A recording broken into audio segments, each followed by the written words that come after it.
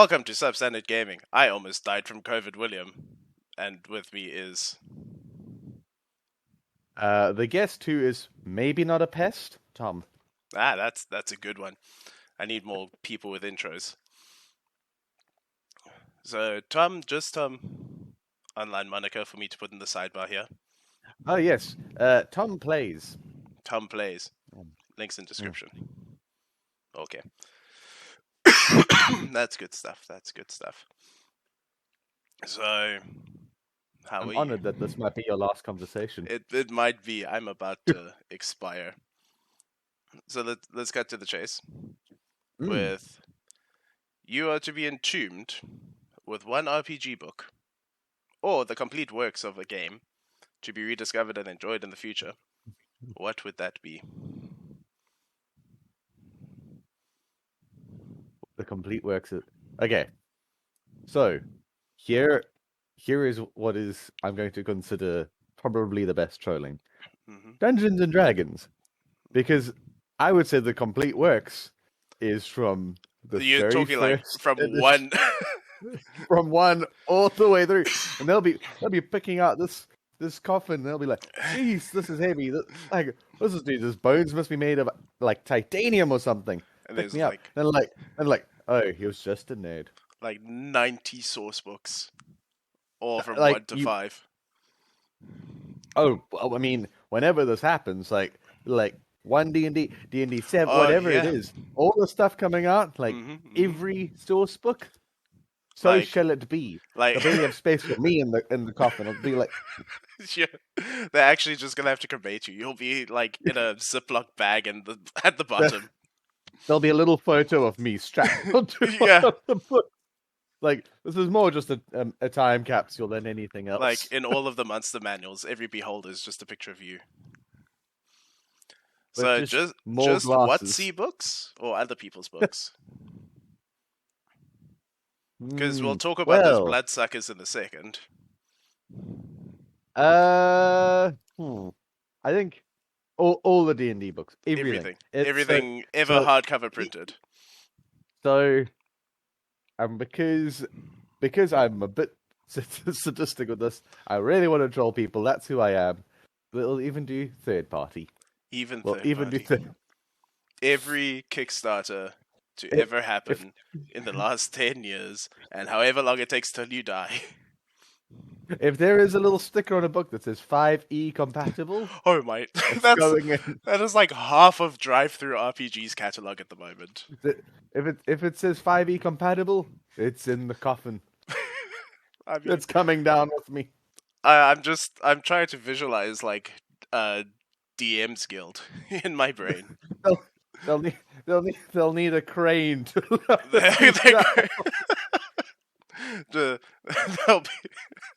they'll erect a crane to drop you in. Well, there won't even be like padding or cushioning in the coffin. It'll just be like there's no space for that. It's like just plain wood, the thinnest they can find. Just like, well, there's his head, there's the skull. That's what we got. That's what we could fit. The rest of this is just books. It's all just books all the way through, and that's a lot of rules.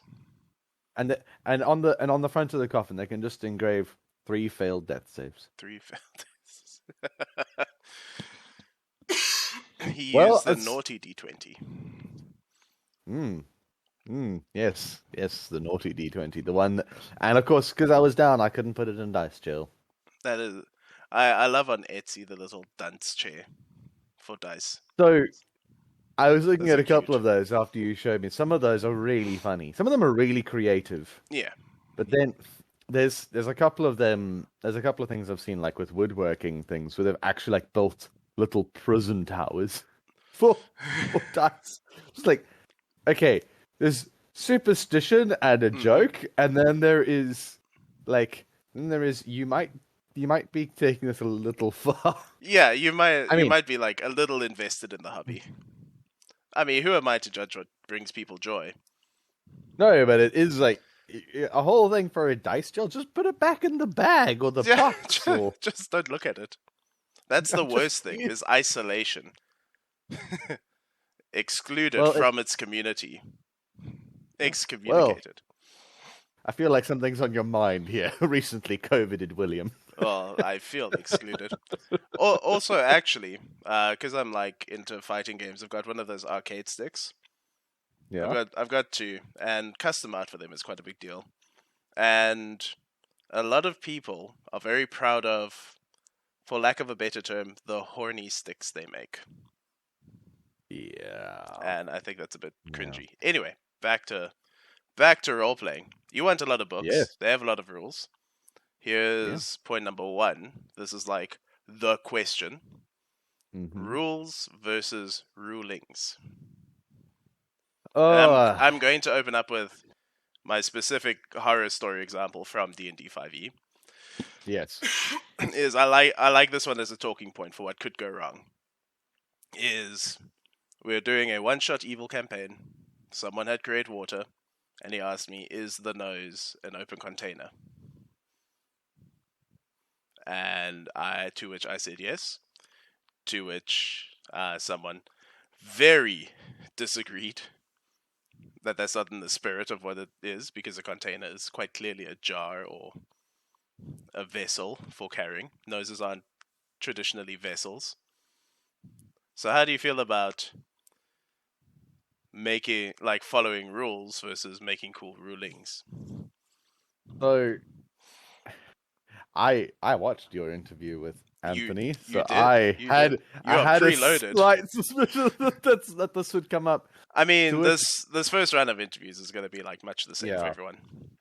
Yeah, I will say I think in terms of rules and spell descriptions and that, like, listen, if they had to specify, like, this would apply to created containers, Right. like jars, barrels, whatever it is, then they would need to say that. I think what's interesting about D&D 5e and, well, let me not say what's interesting about D&D 5e, because that is actually quite a broad range, is they can't put every specific instance right on in a description, because otherwise every spell description will be 3 A4 pages long, like with every possible instance.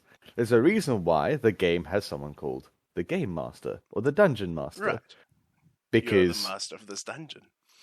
Because, and this is what people who are strict adherents to rules forget about the DMG and the Player's Handbook, for example, for D&D 5e, is that it says actually what the Dungeon Master says. If he makes a ruling contrary to that, then that's what he's ruling. Yeah. Like, it's the kind of thing of, well, like, if something is clear, the dungeon, like, then your table should talk about it. But in a lot of those instances, I would just say, so we've had, in our campaign, we had something similar, but not quite to that extent, where it was, well, for now, we'll run with this, and we'll discuss it after the game. Right. And we'll work it out for the next time. Obviously, it works differently for a one-shot. But because the DM, and this is what was really interesting about the previous conversation you had, so the DM is, he's a player, but he is technically like a referee. The DM is because the DM is like, well, the players are on, like, everyone on the table is on a journey going this. The DM is the person who's supposedly the person who knows the rules the best. But I think the better way of describing it is the person who understands when the rules should be applied to particular situations. Like, they have a better sense for how to, like, play the game rather than role playing with other people. Yeah. It's like a ultimate frisbee soccer thing. Like in soccer, the ref is also running around, but he doesn't kick the ball. But in ultimate frisbee, everyone's the ref. Yep. So have you ever heard of a thing called, so there's role playing, which is ROLE, and then there's role playing, which is ROLL. So that is, everything must be decided by the dice, like mechanically invested. Which actually, I think, kind of removes from the spirit of a lot of rules books. So, for example, like Blades in the Dark, the Dungeon Master's Guide for D&D, like there's a few of them when you read through it. A lot of them are saying, Dungeon Master or Game Master, this is like more or less how the game's supposed to work. This is the kind of system that's being implemented, but if it's not working for your table, you can like this is like the rule of cool, and also the first rule. It's interesting. The first rule is not even the rule of cool. Mm-hmm. If you look in the Dungeon Master, it's the rule of fun.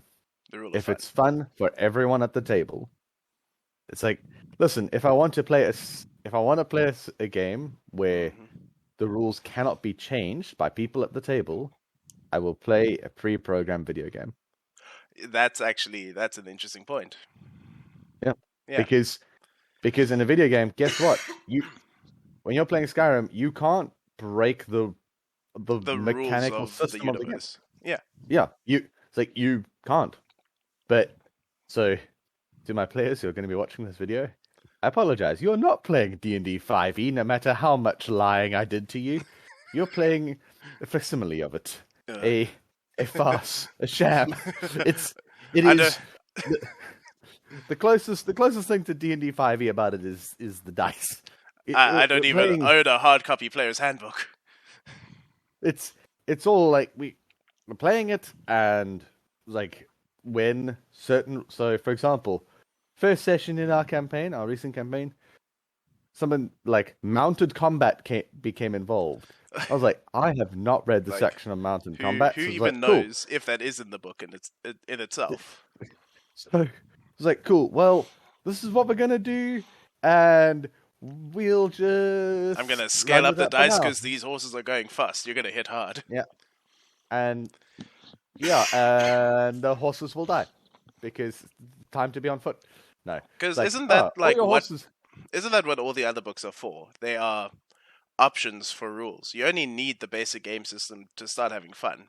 It's like paper, pencil, these numbers, this understanding of how to roll, and then you can do whatever you want. Like, I don't need Wizards of the Coast to print a book to say that I can shoot acid from my eyes with a spell.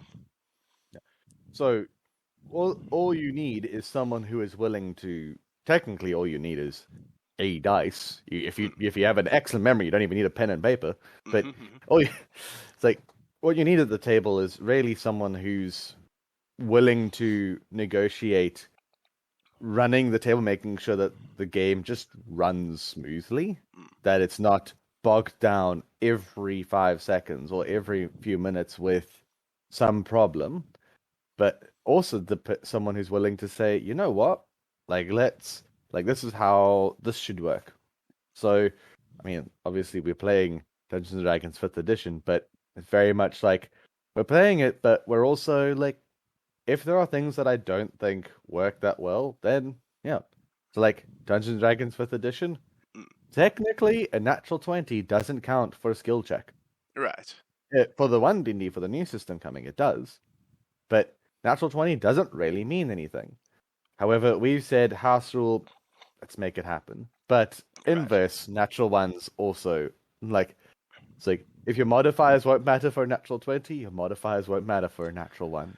Like, as a fairness, it's consistent, because it's really hard to rule what a 1 means in this situation versus what a 1 means in this situation. Yeah. 1 lockpicking is like, oh no, now the door's jammed forever, and then 1 jumping across a river is like you can see the sole of your foot from the leg break.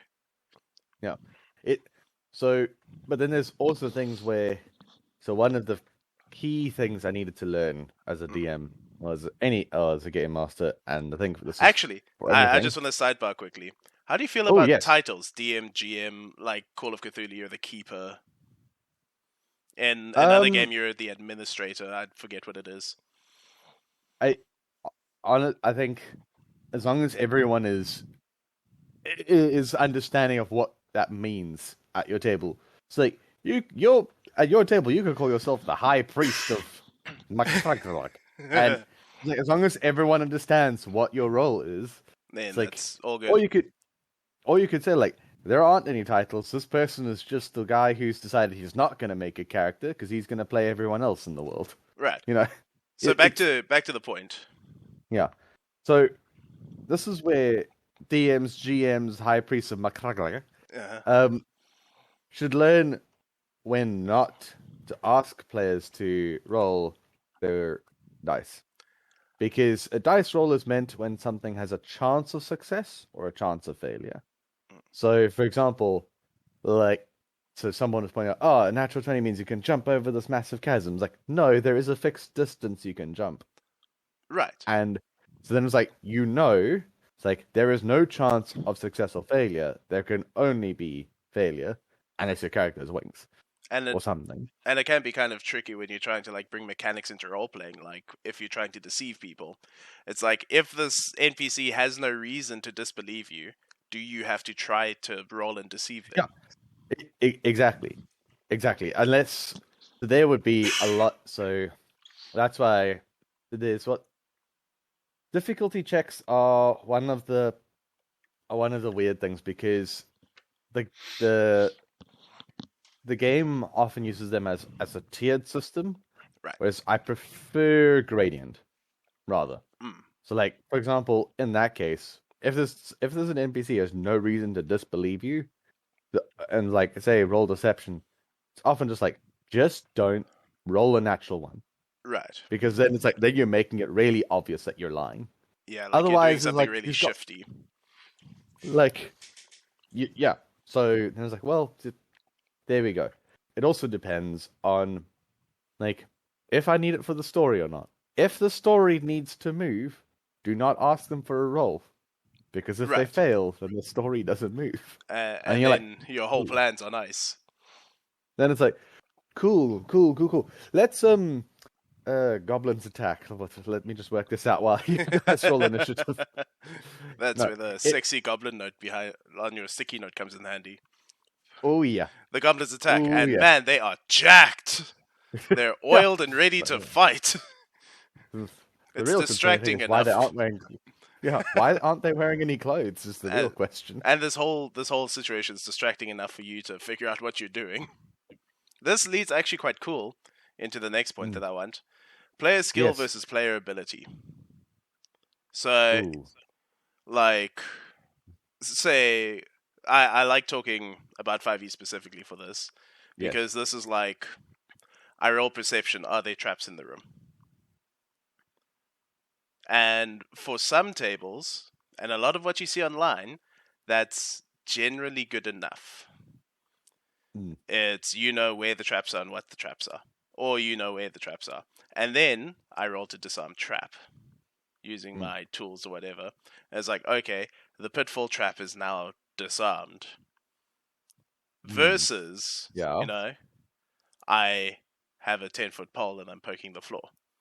And how do you disarm this pitfall trap? It's supposed to only go, the mechanism's underneath it when you step on it. What do? It's triggered by weight. Yeah.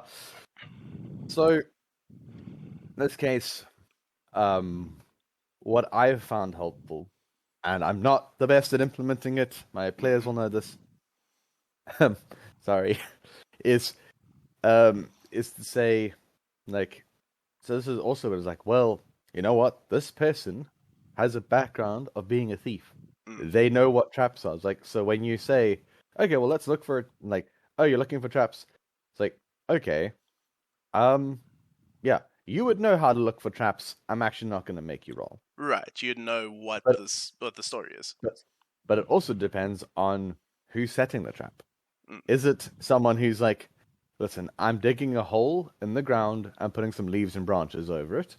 Or is it some arcane runesmith from the First Age? You know, big difference. Well, big difference. So it also depends, because a thief might know how to understand, like, oh, well, that's a tripwire trap that's going to throw those darts at me.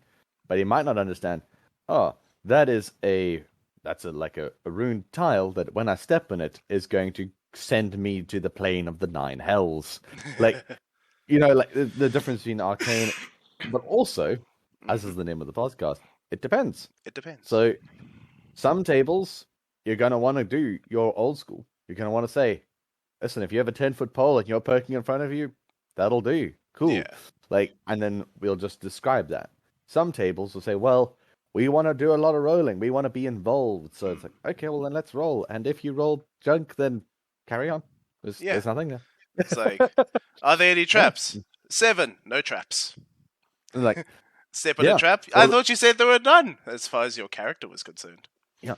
So this is where, even for our rogue, but this is where, so I found with perception and insight and stealth, and there's one more skill. So as far as you know, so like with stealth, you could roll a 2 or a 19, and I say, you think you're being pretty stealthy. Mm-hmm. You think you're being quiet. Yeah. Or perception's like, yep, you think there aren't any traps.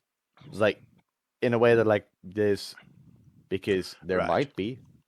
Like I don't know. Like, yeah, like an investigation roll, whether there wasn't anything important in the room or not. Like the roll is the roll. And how do you feel about disambiguating like character level and player level? Because there are like these 2 levels present in the game. So when do you shift between these? So player level. So so we at our table we have 7 players. We have people who've been playing Dungeons and Dragons for years. We've got real veterans. And then we have 2 people who've never played before. Right. So the difference between their player levels is going to be massively different. Mm-hmm. It's the newer players. We actually have 3 people who've never played before. The difference between their player levels is very much like the newer people often being guided by the people who've been playing for ages. And like, okay, so with those players, what happens is they'll like the other people at the table are saying like, okay, well, no, your character can do this. They have these abilities, and they're helping them through that. But when, for example, okay, so to give you a practical example, the party just fought a group of red caps, like these basically like goblins from the Feywild. That's my next bestiary video. Cool. Is why red caps are far better than goblins, and you should be using them. Mm-hmm. They fought a bunch of red caps, and basically I said, okay, to the druid, who's one of the new players, like, you can roll a nature check on this because you know these things because you're aware of them, and for the fairy player, so one of the players is playing a fairy, like, you also know the Feywild, so yeah, you 2 can make checks, and then one of the key things is to say a nature check will tell you a lot more than you can roll religion or arcana, and then the other player, you would know this, like, you can add your arcana or even just your character's level because it's something about your home. Right. So there is you're bringing in, like, okay, I know that you as a player aren't as familiar with how everything works, but your characters, most certainly do. Yeah. So it's like just explaining your character would know this. So and that's like in the thing with Anthony, it's like, well, you might be a physicist, but you're role playing a biologist. You know, there's some crossover in what you do know and what you don't know, but by all means, we're gonna find out what your character does know. Yeah. So, for example, the wizard, I don't want to give away any backstory because the players will watch this. So, the wizard has a backstory with some education. So it's like, well, things like history, yep. It's like, sometimes I'm going to say, you don't even need to roll for that. Like, this is what you know, like, because you understand it. So there's character ability. What is interesting is you'll see veteran players will not need to need to ask as much. They'll say, would I know this? And I'll say, sure. Like, then that's when I'll say roll, and that's when I bring in gradient. Lower rolls, you don't, like, there's not a lot more that you're gleaning from it, or you're distracted by something else is going on, so you're not fully focused on it. Yeah. Whereas higher rolls, like, okay, well, let's bring in lots of information here. Yeah, like history or religion rolls are just how well you roll is how privy you are to my world building notes. Basically, yeah. So one of the characters in downtime went researching and reading because they don't know a lot about the world. It's like, okay. Ask them for an intelligence check, just as like, let's just see how much you're able to retain. Right. And what kind And of specific they rolled, information sticks to you anyway? yeah. And then, so 19 is like, okay, I'm not going to write out the 19 books you read in 2 weeks or whatever it is. Yeah. Here's the stuff that you pick out that's interesting. Yeah. But then, this is something, I'm being a little cheeky as a DM, because a lot of what I'll say is, like, yeah, the person's telling you this or they're writing this down. They might be right. They might be wrong. They're not God. They're not the gods of this realm. They don't know everything. They don't know Like, everything. yeah. Like, And they're saying this, but they could be wrong. on Gods of this Realm, next point, setting and system. So Ooh. now we've stuck a lot in the realm of 5e. And this is a cool Yeah. talking point because we mentioned earlier like third party stuff and like extra rules. And Yeah. do you think that there's a point where you should just jump ship and play a different game? To use a video game example, it's like, do I mod Skyrim to be brutal with better movement, or do I just play Dark Souls? So, yeah, I will say the setting is more important than the system. Because because then it's like, if you want to say to your players, okay, well, you know what, let's play something a bit more like archaic, like classical Greece period, like Monsters, Heroes, Olympia, like that kind of vibe, like Titan Quest, to use a video game. Yeah. Then, like, okay, well, you could use Mithras, but you could use any system.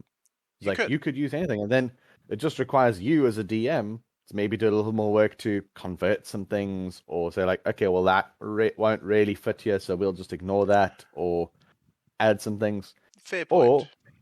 Or for example, you've got, so here's like, so, or you could say like Pathfinder, Dungeons and Dragons 5th edition, like honestly, the system doesn't particularly matter. No. It'll be how much are you willing to learn. Picture. In the big picture, no. How much are you willing to learn? Right. If it's a good system that the players want to use, then like there's no reason a longsword has to be called a longsword. You can just rename it to like a Glock, and it serves the same purpose. It's a thing that does damage. So yeah, so there are tons of conversion documents, obviously, for 5e at the moment, because 5e is just really popular, and it's a very easy system.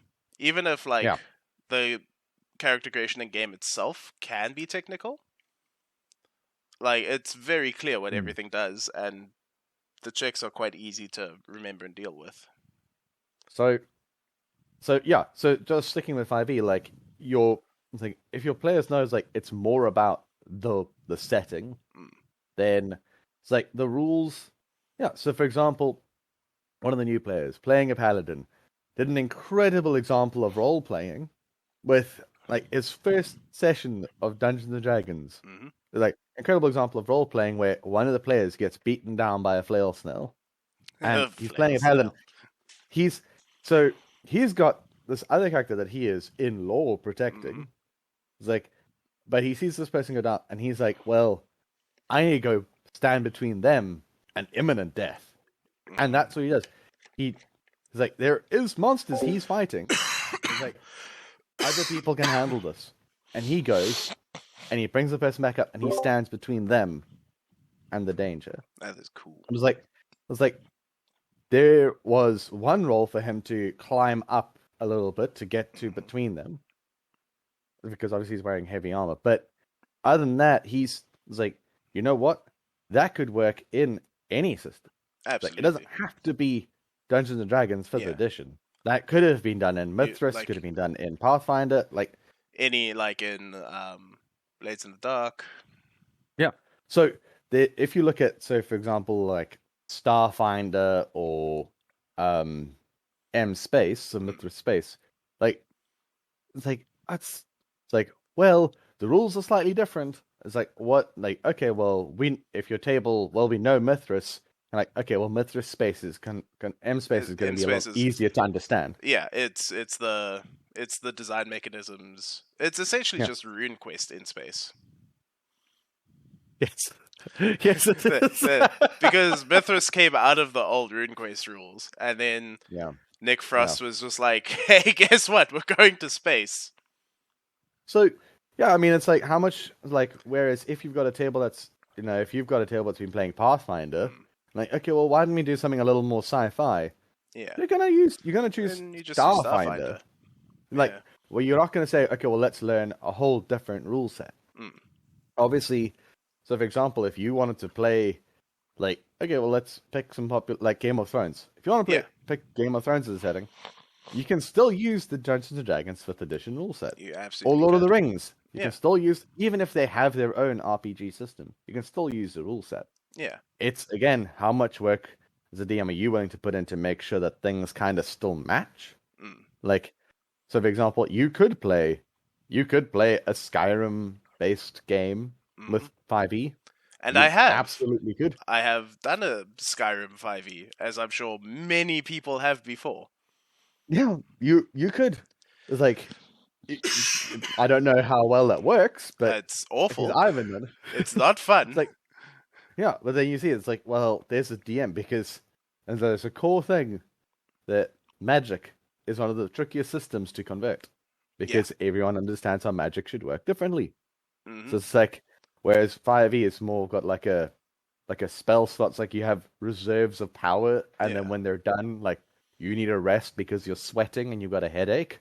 It's like, whereas in Skyrim, you've got a mana bar that regenerates. And it just fills back up and it's all good. Yeah. Like, it's different. So then you as a DM need to work out, okay, how are spell slots going to work? Yeah. And then maybe you want to say, so then sometimes the DM will like, you know what? I've got time. I've got the energy. I've got the creativity. Like, let's sit down and try and hash this out. Yeah. Whereas you as where some DMs might say, you know what? I'm actually just going to look and see if I can find some drive-through RPG to make this work, or so whatever. I'm just going to go to DM's Guild and see if there's a Skyrim conversion. Yeah, exactly. So you're setting. Game of Thrones. Like Game of Thrones has got magic, but it's different, and the world is like. But you could absolutely play that. I don't think 5e is the best. It's the best for like a political intrigue. I'll the just roleplay maybe lacks a little bit, because I think for the systems, like, they serve different things better than other. Yeah. Like 5e is a great all rounder. Mithra, like, a big deal is like combat, I guess. Like 5e combat describes a cinematic 6-second chunk of time. It's not like hit points and stuff. It's not actually people being struck blow by blow. Like Mithras or M-Space, that design mechanism, that is literal sword hit wear. That's like literal strike by strike. Yeah. And they all offer like different role play. No. Don't. Stop it. And they focus on different role playing aspects, I think. Like you said, like 5e is probably not the best for political role play. But for that you could probably do something more like the Modiphius 2d20. That's really well suited for more person roleplay. Yeah. So roleplay is also. So I guess it isn't particularly on topic for what the original question was, which I've completely forgotten. System and setting. Well, setting kind of plays into roleplay, like you talk about Game of Thrones and stuff. Yeah. So system. When you've got a table of people.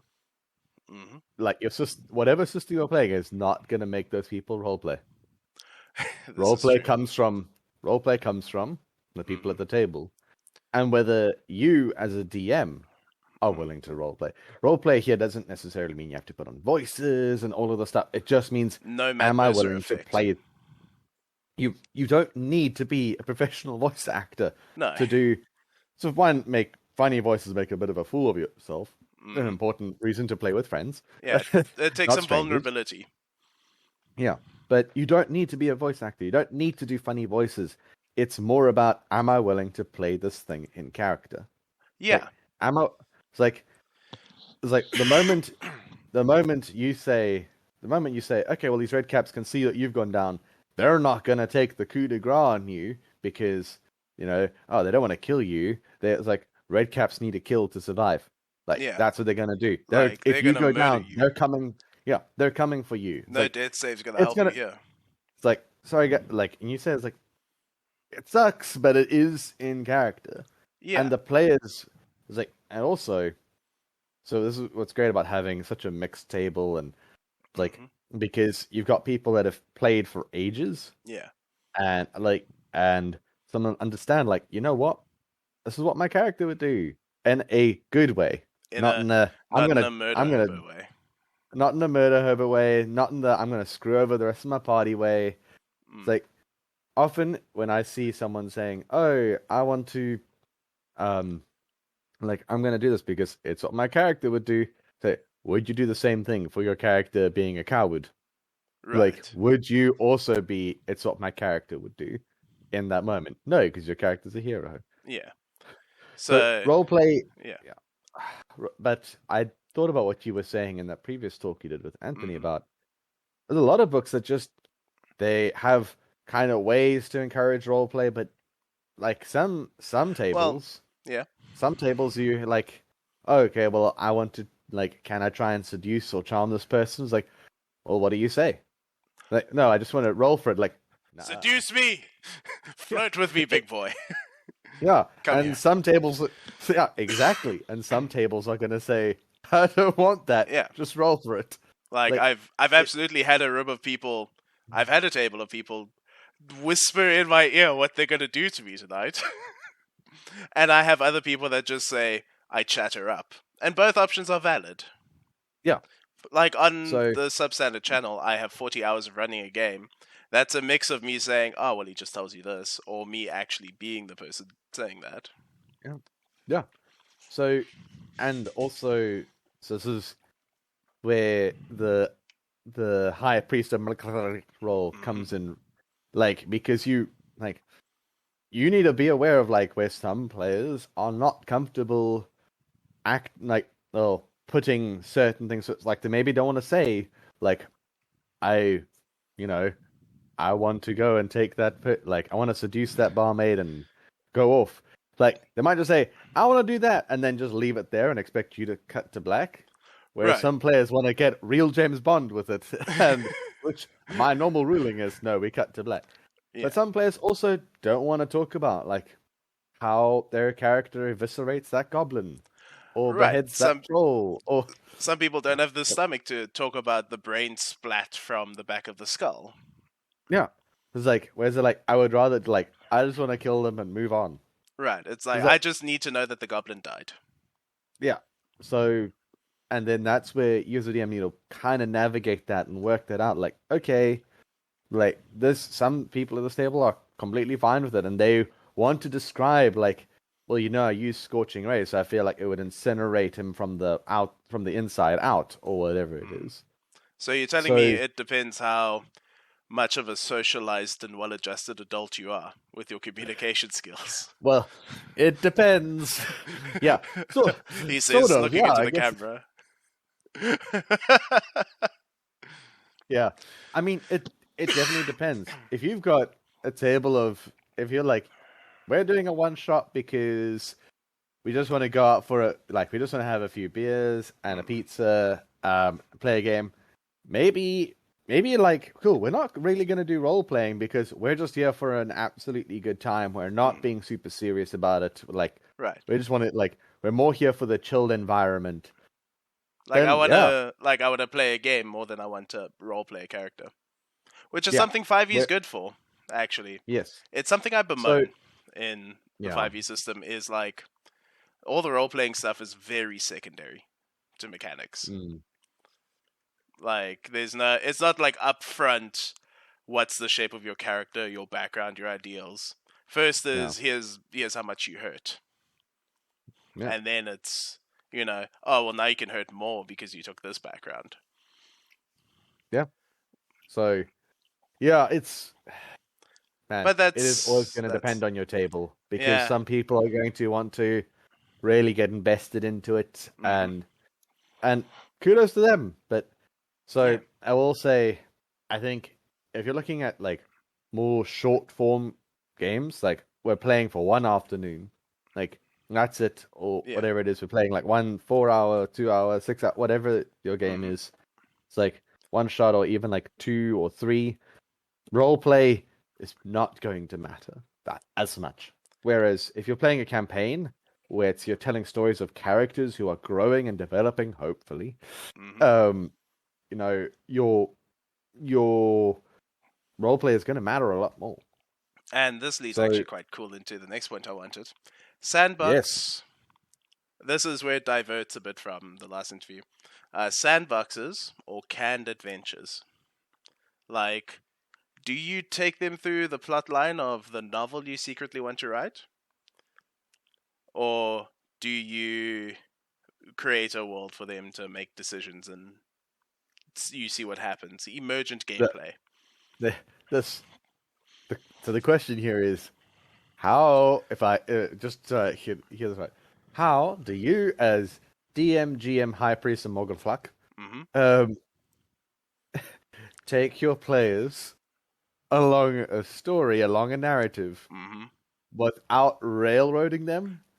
Like, this is the question. giving them a world, or this is the question. Like, do you have a narrative in mind where you have this is our starting implication, and by the end we will have accomplished, or we should have accomplished X at the very least? Or do we just say, here's the starting implication, we'll see what happens? Well,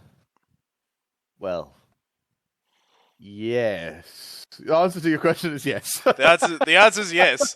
The answer is, oh boy. The answer is more like, I mean, this literally goes back to you saying at the beginning, well, if I want that, I'll just go play a computer game. Yeah, I mean, yeah. But Curse of Strahd is so popular in 5e. So, and there's a reason for that. Because Curse of Strahd there is one goal at the end is ultimately the defeat of Strahd. And the reality is that your players are probably going to do a lot of things along the way that are different. So to give you an example of the Curse of Strahd game that I was in, we caused the collapse of Velaki. I say we. I should rather say I caused it by role-playing my paladin, who would not stand for the injustice of an unlawful execution. That is beautiful. And a riot occurred, and there was a siege, and things happened, and we could no longer go back there. So, it is what it is. So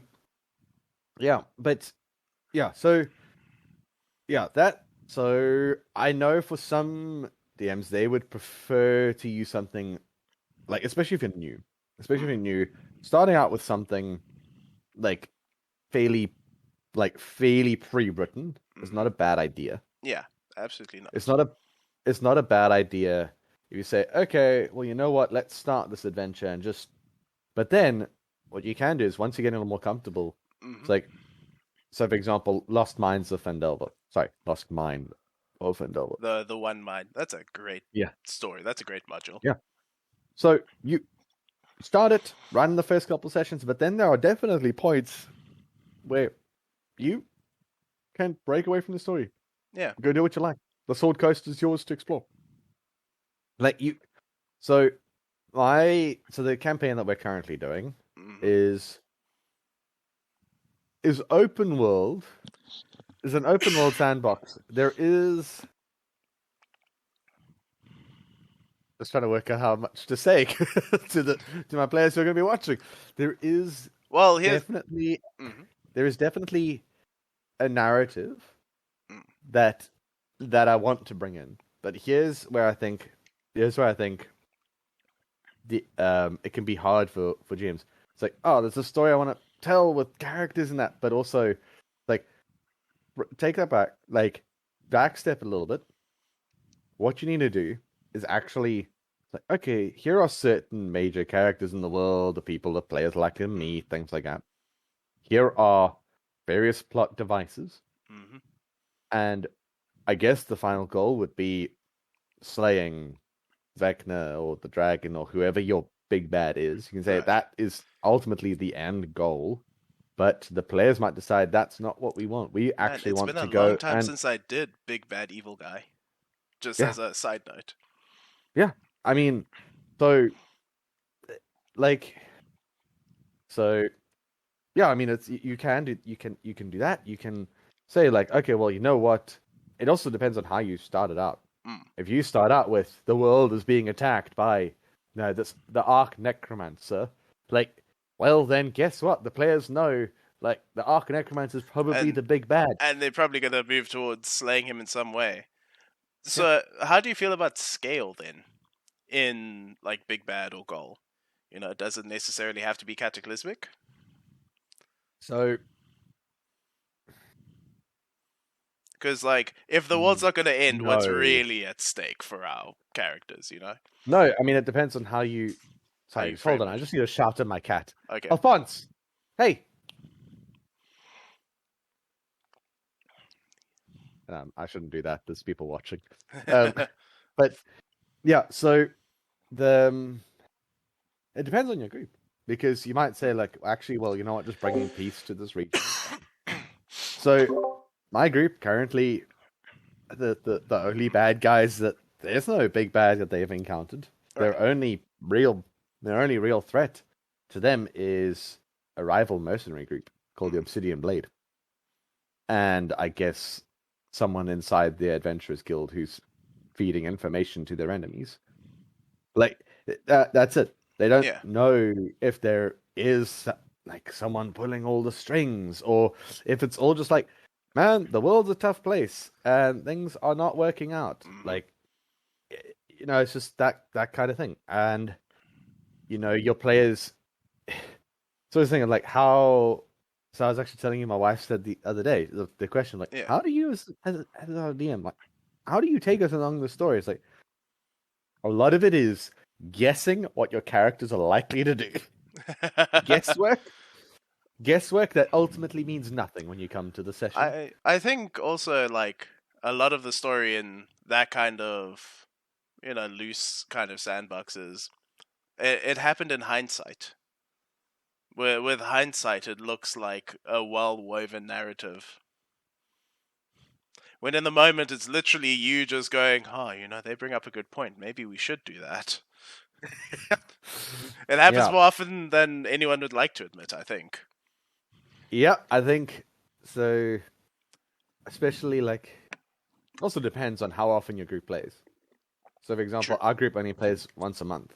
So it's like, okay, I have to work out how to bring out story elements. And I've actually given the group lots of story elements already. They're just, you know, whether they choose to listen or pay attention. You know, who takes notes. Yeah. But then also depends on if they follow those devices. So to give you an idea, I originally had in mind a campaign with like a story about, you know, the Drow returning in power and like a resurgence of the war and things like that. And the players did something I didn't expect. And so I was like, okay, we're doing different bad guys. Cool. That story with the Drow, that's done. We're not going to go there anymore. We're going to do something else. So we're moving on. And I've done that, and now I've realized I should hold on to this new story with loose fingers, because it'll probably change again. And it's like, ultimately, it's your players who should be writing the story. And obviously, the narrative, as they go on, becomes more concrete.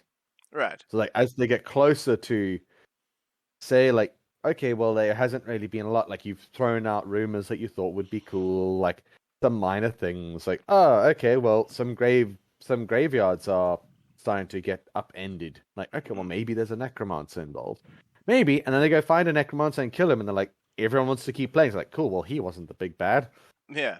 It's like, this wasn't the point. Well, actually, it was wolves, and they framed him. Yeah. Stakes. Wow. I mean, what a plot twist that would be. That's a massive plot twist. So, you know, it's your group will do a lot of the writing for you if you just all you need to do is just give them the right framework.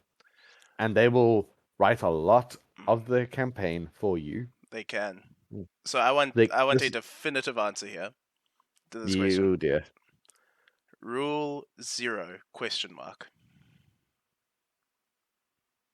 Fun. Fun. If at your table, it begins and ends at fun for you. Yeah, and fun is so. Hello. Alphonse wants to print. He wants to I'm just going to turn the fax. printer off. Otherwise, going to turn this off. Otherwise, he's going to send someone an inappropriate fax. Hey, Good cat. everyone, this is my cat. Yeah. So, come on, off of there. So this is where, fun is so vague as an answer, but it's definitive in that, like, your players, like one of your player characters dying can still be fun for the table if you do it right. It can still be like, wow, consequences, and as long as they have fun with their character dying. Yeah. So if your character, like, so fun also. So here, I want to say this to Game Masters. Fun doesn't mean the world doesn't have consequences. Fun doesn't mean that your players must always be 100% victorious. Like, yeah, maybe they did stop the big bad, but the town's still burned. Right. They stopped him from doing it to anyone else. Like, and maybe that's an important thing. But yeah, so it's fun, but also if your players aren't having fun, your group's gonna stop playing. Then and if you as a no one's gonna have fun. And if you as a game master aren't having fun, like if it's not fun for you to come up with cool monsters and if you aren't having fun, guess what?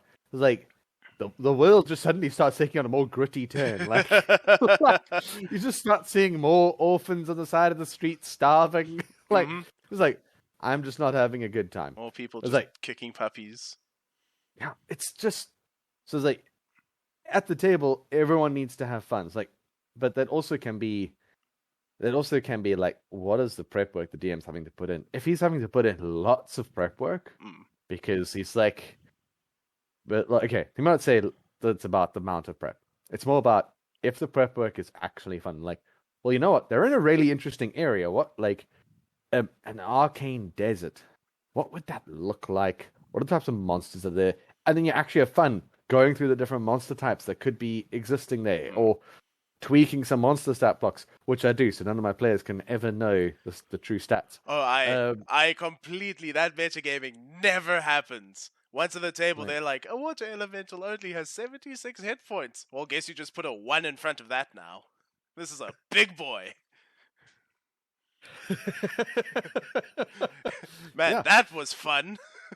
Yeah. Meanwhile, the one person who's hydrophobic. Yeah. I had one guy literally like tallying down hit points. He's like, okay, it's dead. It's like, no, it's not. Guess what? You start drowning next turn. Yeah. So, yeah, so like, if your players are having fun, they're engaging with your world. Oh, wait, sorry, I was talking about the GM. Yeah, because if you as a GM are having fun, like if you're saying like, oh, it actually is fun to work out the types of monsters that'll be on this, like, over here, or I'm having fun fleshing out this world, then yeah, great. You're having fun. If you're having fun running a game for people, then brilliant. Like, if your players are having fun, like, wow, we had such an awesome fight, like, that really came down to the wire, we didn't know if we'd make it out, that kind of thing, then yeah, awesome. If your players are like, dude, that was, like, I didn't really enjoy that because that got a little too real, and like, okay, maybe we need to dial it back a little bit, like, sure, all right. Yeah. So then I think we can quick fire to extra tokens, accessories, the maps, minis, paraphernalia that I spoke about last time. And I want to get your opinion on all of that stuff before I preface with what I think. I can't preface if I'm not prefacing. Oops. I think it also depends on your table. If your people are there for you're like doing a one shot, so actually there's two contingent variables. If you're there for like we're doing a one shot, we're here for like mostly for the beer and the fun and the chill and the pizza, then like bloody hell, don't do a lot of setup. Honestly, it'll be fine. Right. Like, But who if cares? it's more Just like fill out the character sheet. yeah. Whereas like if you're here for like a longer campaign or something, think about not necessarily like, oh, you need battle maps and minis, but maybe just things that to keep in mind. And I want to show you a box that my cat is very interested in because it's got things he likes to chew. Oh yes. But it also depends on the size of your table. And I'll explain why in a moment. Because I like for role playing games, it's not a war game. I refuse to map. I will not even do a dry erase grid with a whiteboard marker. That's Well, there that's you just go. me. Sure. It depends And on me. oh well, then your players know that. Then they say, Yeah. okay, well we know we're not going to get a map, so Yeah. when, Like everyone knows, I'll hand you a visual aid. I might make like a map area, like I did for our M-Space thing. yeah, But but don't expect a battle map from me. no. So our group is 7 people, and that's a lot the to take care of. Theater of the mind is powerful and it's imaginative and it's creative and I love it. But that's not going to work for a big table, I'm assuming. It's the 7 people. No, then a map. I mean, maybe for some people, it does good work, but not like maybe for some people. But I'm not smart enough to keep in mind seven players. Please stop humping my mouse. Well, actually, that's a cool. It depends because it's been a really long time since I ran a table so big, and in that case, I think I would cave in and do a map. Well, do a battle grid. Sorry, battle grid. So my players. Sorry, I need to pick minis that they've seen because I recently got a whole bunch more. Oh, good. Now you're gonna look at these minis and you're gonna be like, "Now hold on here. I want to introduce you to the player characters." Oh, look at that! I've got 8 of these. I've actually got more. It's uncanny. And the monsters. That's awesome. A slightly bigger monster. These are 15 rand erasers, which is like what, $1, maybe $2. Something like $1. Yeah, like get that. Your players are probably just going to use coins and Monopoly figurines anyway.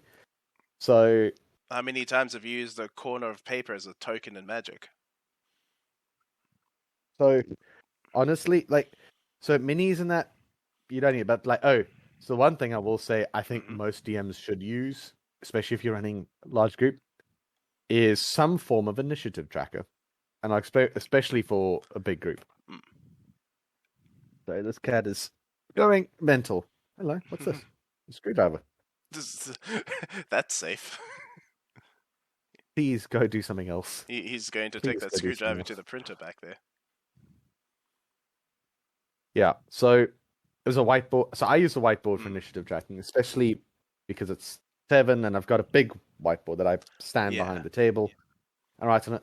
Because what happens is, okay, we're rolling initiative, all this, and then you're writing down whose turn order it is. And then your players can see, oh, I'm coming up in a couple of turns. I better start thinking about what I'm doing. Right. Especially you have like one of those round colored magnets that you just slide down. Like your turn, your turn, your turn. Yeah. My players don't realize, but I have a 30-second timer. It was a minute for the last session because it was the first time for some people, but it's going to be 30 seconds from now on. If you do not tell me what you're doing in 30 seconds, you're dodging. If you don't have the wherewithal to choose what you want to do while you wait 70 minutes between this turn and the next one. So, yeah, it's like there is enough time between your turns that you should be keeping them. I understand that, you're like maybe the combat, maybe the arena's changing, like things in that. But, but I mean, honestly, there's only so much your characters can do at level 3.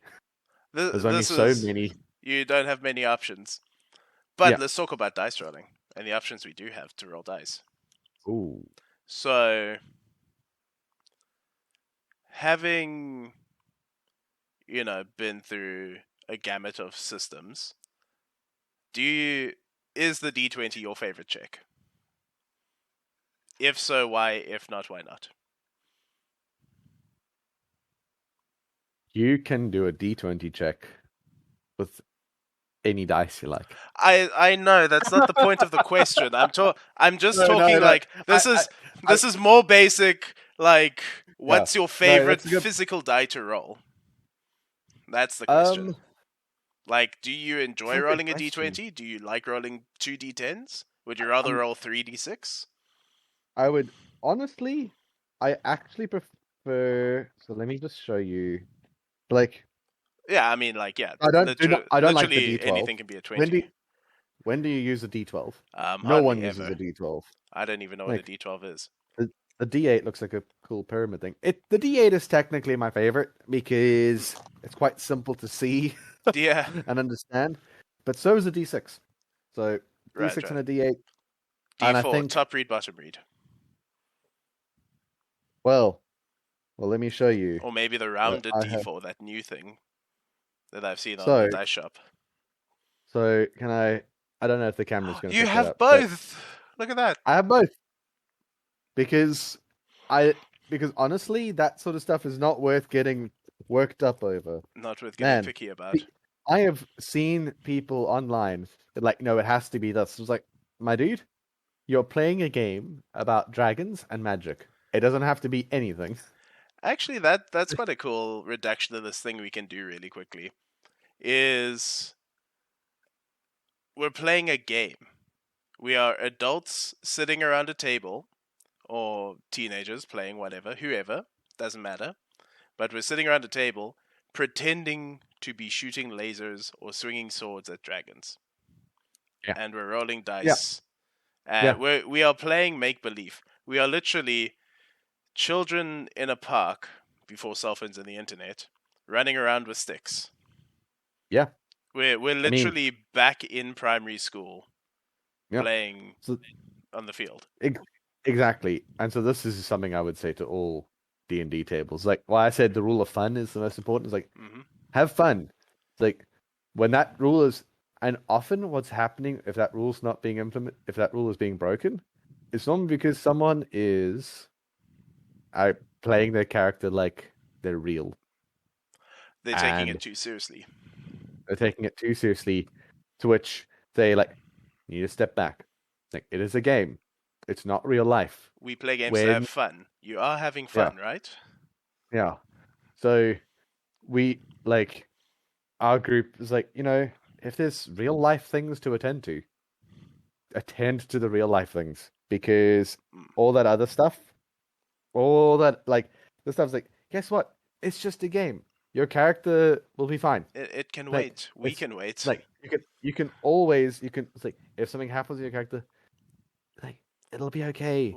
You can always roll up a new character. It's like, but I really love... So my cat loves the clicky clacky math rocks. Mm-hmm. Like, you can always roll up new characters. Roll up the character's brother, or sister, or the identical twin, whatever. Apache attack helicopter. I'll get into trouble for that one, but that's the same. Honestly, it's like a game.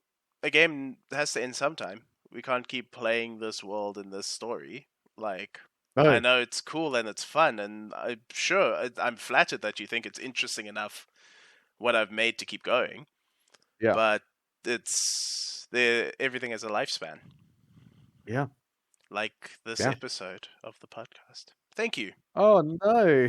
I think I want to cap it at around an hour. We could keep going. Sure. But a lot of that discussion is for next round. Oh yes. I'm excited. I'm very excited. Well, this has been fun. Thank you for having me. Yes. I look forward to the next one. Yes, I appreciate you. Thanks everyone. Cheers.